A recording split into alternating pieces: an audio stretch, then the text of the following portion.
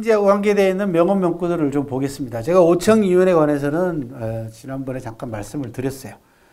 상나라를 건국한 탕임금이 요리사 출신인 이윤을 모셔오기 위해서 5번 찾아갔다. 그래서 이윤을 5번 찾아가서 오청이윤인데, 이 이윤이라는 사람이 요리사, 잘 보시면 이게 솥을 들고 있잖아요. 그죠?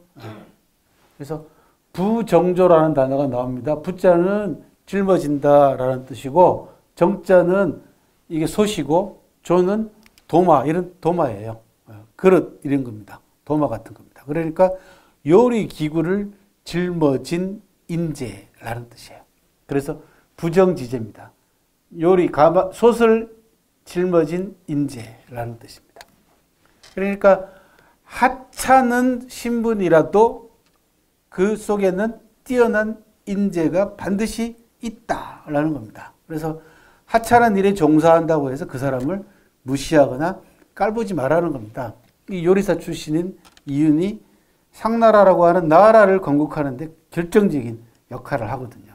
그래서 부정조 또는 부정지제라고 하는 인재를 나타내는 미천한 출신이고 미천한 직업을 가진 사람이지만 뛰어난 인재더라라고 하는 그런 단어가 있고요. 이 부분도 잠깐 말씀을 드렸던 것 같아요. 상나라 고종이라고 하는 임금이 민간에서 생활하다가 갑자기 임금이 됩니다. 임금이 되고 보니까 자기하고 같이 호흡을 맞춰서 일할 인재가 필요하잖아요. 그래서 하루는 조정회의를 하다 말고 쓰러져서 3일 동안 누워있다가 깨어나서 내가 꿈속에서 신을 만났는데 그 신이 나한테 젊은 사람 하나를 소개시켜주면서 이 사람을 데려다가 쓰면은 너네 은나라가 잘 될 거다라고 선몽을 했다는 겁니다. 그러니까 신몽이죠. 신탁입니다. 그래서 화공한테 그 꿈속에서 본 사람을 그리게 해서 전국 방방곡곡에 몽따주를 그려가지고 방방곡곡으로 보냈더니 부엄이라고 하는 곳에서 성을 쌓고 있던 열이라고 하는 사람을 찾아냅니다. 그래서 그 사람 이름을 부열이라고 나중에 이름을 붙여주게 되는데 이게 몽득부열이에요. 꿈에서 부열을 얻다라는 뜻입니다. 그때 제가 뭐라고 말씀드렸냐 그러면 인재를 얻고 싶으면 쇼라도 해라. 그죠? 예. 이 졸도 쇼를 했잖아요. 그죠? 예. 근데 알고 봤더니 젊었을 때 민간 생활을 할 때 알던 사람이다. 부열이. 그런데 임금이 되자마자 바로 부열을 데리고 오겠다 그러면 기득권 이 귀족들이 가만히 있지 않죠. 격렬하게 반대할 거 아닙니까? 그래서 3년을 기다렸다고 말씀을 드렸잖아요. 3년 무언, 3년 불언이라 그래요. 그리고는 은나라의 풍속을 잘 헤아려 보니까 미신, 모든 걸 전부 다 점을 치거나, 그죠? 제사를 지내는 미신이 일반화되어 있고, 은나라는 철저하게 미신이 일반화되어 있다고 말씀을 드렸죠. 그죠? 그걸 가장 잘 보여주는 게 각골문이다. 라는 말씀을 드렸어요. 전부 다 제사 지내는 내용이거든요. 그게. 그래서 신탁을 하는 겁니다. 일부러 졸도해서 꿈꿨다고.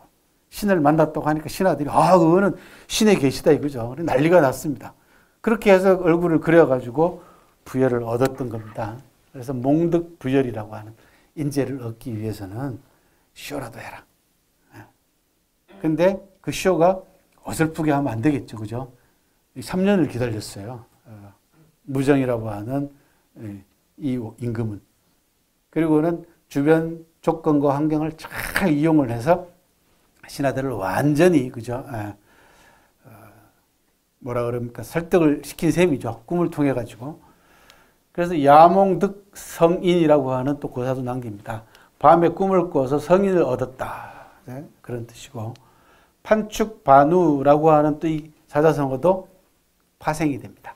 판축은 성을 쌓는다라는 뜻입니다. 이거는 부열이라는 사람을 얘기를 하고, 그 다음에 제 나라의 어떤 인재는 반우는 소를 먹이다라는 뜻이죠. 그러니까 소를 키우는 하찮은 일에 종사하고 있었지만 나중에 황공을 만나가지고 제 나라의 귀한 일을 또 중요한 일을 하게 되는 그런 이야기가 있어요. 그래서 판축반우 하면은 성을 쌓고 소를 키운다. 그러니까 아주 허드렛 일을 하는 사람들을 가리키는데 실제로는 그 사람들이 강호에 숨어 있는 인재들이더라. 그런 이야기입니다. 아까와 마찬가지로 하찮은 일을 하는 사람이라고 해서 무시하거나 깔봐서는 안 된다. 숨어있는 인재들이 곳곳에 있다. 그런 이야기입니다. 몽득부열은 이 상나라 고정, 무정이라고 하는 임금하고 부열이라고 하는 사람이 젊은 날 민간에서 같이 살 때 우정을 나눴기 때문에 우정하고도 관계가 있어서 나중에 우정을 뜻하는 고사성어로도 바뀌기도 했습니다. 제위과보라고 하는 또 사자성어가 있습니다. 제나라하고 위나라가 보물을 자랑하다라는 뜻이에요.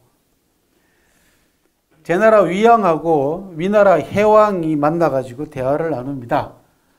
위나라 해왕이 자기네 나라에서 나는 온갖 귀한 보물들을 막 자랑을 합니다. 우리나라에는 뭐도 있고요, 뭐도 있고요, 뭐도 있고 하니까 제나라 위왕이라는 사람이 우리는 그런 거 없어요.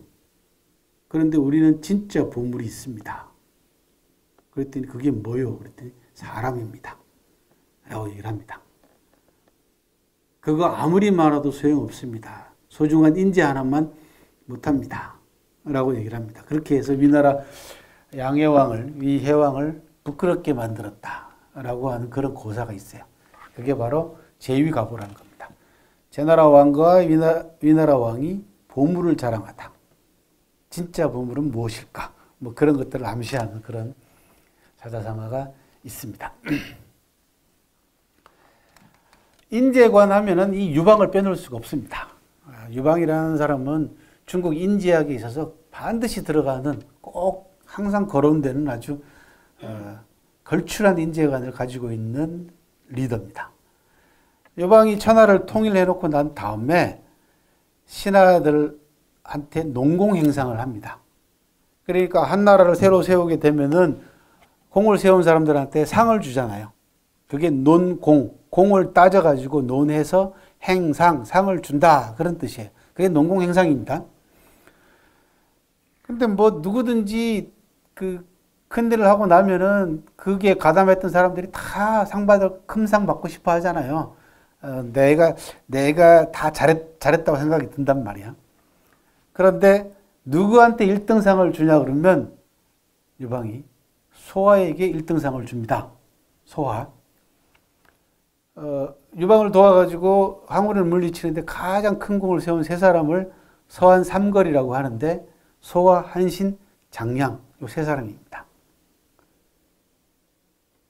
아마 한신한테 줬으면은 신하들이 반발이 없었을 거예요. 그런데 소화한테 줍니다. 1등상을 1등 공신으로. 그랬더니 신하들이 반발을 합니다. 특히 어떤 사람들이 반발하냐 그러면은 장군들이, 장수들이. 소화는 전투라고는 한 번도 해본 적이 없는 사람이에요. 그 후방에서 물자만, 물품, 전쟁 물품들만 공급했던 사람입니다. 유방이 뭐라 그랬냐 그러면 내가 항우를 물리치고 천하를 얻을 수 있었던 까닭은 세 사람을 얻었기 때문이다. 라고 얘기하면서 제일 먼저 누굴 얘기하면 소화를 얘기합니다. 후방에서 식량이 끊어지지 않게 끊임없이 식량 보급로를 확보하고 식량을 공급한 능력으로 얘기하자면 나는 소화만 못하다. 오불려 소화라고 하죠. 전쟁터에 나가지 않고 천리밖 군막 안에서 전략과 전술을 수립하는 능력으로 얘기하자면 나는 장량만 못하다. 오불려 장량. 그렇게 얘기를 합니다. 싸웠다면 승리하고 쳤다 하면 적의 성을 깨부시는 전투 능력으로 따지자면 나는 한신만 못하다. 오불려 한신. 이걸 제가 삼불려라고 말씀을 드렸어요. 세 사람만 못하다. 라는 뜻입니다. 이 세 사람 모두 다 천하의 인재들이다. 내가 이 세 사람을 얻었기 때문에 항우를 물리칠 수 있었다라는 유명한 인재관을 피력을 했거든요. 그런데 막상 농공행상을 통해 가지고 소화를 1등상을 주니까 무장들이 가만히 있지 않아요. 왜? 무장들은 소화가 어떤 역할을 어떻게 수행했는지 모릅니다. 영역이 다르니까 자기하고 같이 나가가지고 정말 제일 앞장서가지고 성에 올라가서 적의 목을 베고 전투에서 공을 세우는 걸 직접 자기 눈으로 봐야만이 무장들은 저 사람 정말 대단하다라고 인정하지. 뒤에서 들어오는 뭐 보급품들, 갑옷이나 무기나 식량은 뭐 그냥 저절로 자기는 되는 줄 알죠, 그죠? 그러니까 인정을 못 하는 거야, 이 무장들이. 왜냐하면 자기들은 온몸에 상처투성인데다가 죽을 고비를 수차례 넘기잖아요. 근데 소아는 맨날 후방에서 따뜻한 밥 먹고 그러고 지냈단 말이에요. 그러니까 이게 용납이 안 돼. 무장들의 단순한 머리로는. 사마천 사기에서 뭐라고 표현을 하고 있냐 그러면 곧 반란이 일어날 것 같았다. 그렇게 표현을 합니다. 얼마나 반발이 심했는지. 그때 유방이 장수들을, 무장들을, 공신들을 다 불러 모아놓고 얘기를 합니다. 야, 내 얘기 좀 들어봐라. 이제 황제가 얘기를 하니까 조용히 이제 입을 다물고 경청을 합니다. 야, 니들 사냥꾼하고 사냥개 알지? 알죠. 사냥꾼하고 사냥개 역할이 뭐냐? 사냥꾼이 활을 쏴가지고 날아가는 꽁을 맞추거나 새를 맞춰서 그 새가 떨어지면 사냥꾼이 사냥개한테 야, 저기 있다 가서 물어와. 그러면 잡은 사냥감을 물어오는 게 사냥개 아니냐? 그렇죠. 발종 지시가 바로 그겁니다. 사냥꾼이 사냥개에게 지시한다라는 뜻입니다. 위치를 가리킨다라는 뜻이에요. 그러니까 사냥꾼이 사냥개에게 야, 저기 잡혔다. 너 가서 물어와라. 하면 사냥개가 가서 물어오는 겁니다. 사냥개하고 사냥꾼의 역할은 니들 알겠지? 그랬더니 예, 압니다. 야, 그런데 뭘 그렇게 말이 많냐? 불만이 많냐? 왜요? 니들은 사냥개고 소아는 사냥꾼이다. 소아가 후방에서 끊임없이 물자가 끊어지지 않게 공급해온 식량과 무기와 갑옷 같은 것들을 니들이 그걸 먹고 그걸로 무장해서 가서 싸우면 되는 존재들이다. 그러니까 소아는 사냥꾼이고 니들은 사냥개다이나. 근데 한번 생각해봐라 이 자식들아. 사냥꾼하고 사냥개하고 누가 큰 상 받아야 되냐. 그게 공인공구라는 겁니다. 사람의 공과 개의 공이라는 뜻이에요. 또는 인공구공으로 바꿔 쓰기도 합니다. 사람의 공과 개의 공 가운데에서 세운 누가 더 큰 상을 받아야 되냐 이놈의 새끼들아 해서 단숨에 무장들의 불만을 잠재웠다라고 하는 그런 일화가 사기의 기록이 되어 있습니다. 사마천이 그려낸 유방의 인재관이 얼마나 명쾌한가라는 것을 잘 보여주는 대목 가운데 하나입니다. 그게 삼불려와 더불어서 유방의 공인공부는 아주 그 인재의 역할과 인재의 역할 가운데서도 그 중요성에 관해서 아주 잘 보여주고 있는 사자성어가 되겠습니다.